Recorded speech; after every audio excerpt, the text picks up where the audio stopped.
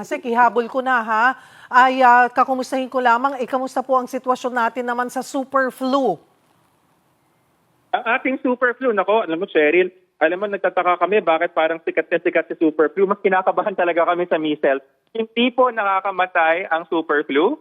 Sa katunayan, sa bilang natin na 181,130 na malatrangkasong sakit noong 2025, 63 yung nakitaan na may super flu. Take note ha, out of 181,130 yung nating na-sequence.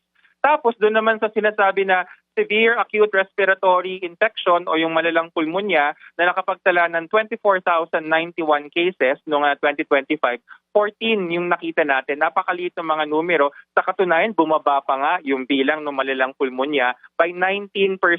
Tapos yung ating malatrangkasong sakit, hindi lumampas ng 1% yung pinagkaiba ng mga bilang. Hindi po yan cause for concern. Mga kapatid, mas kabahan tayo sa tigdas at tigdas hangin. Magpabakuna na. Siguro po, paalalahanan na lang din natin, kung tamaan ng flu, ay ang kailan ba dapat pumunta na po sa ospital para hindi na rin lumala? Ang pagpunta sa ospital lamang ay kung nahihirapang huminga or kung nangangasul. Pero ang trangkaso ay gumagaling po sa bahay, lalo na sa mga kabataan or sa mga average age na adult.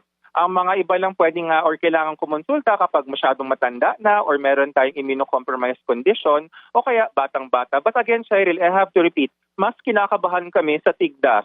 Doon ho tayo matakot, huwag sa super flu.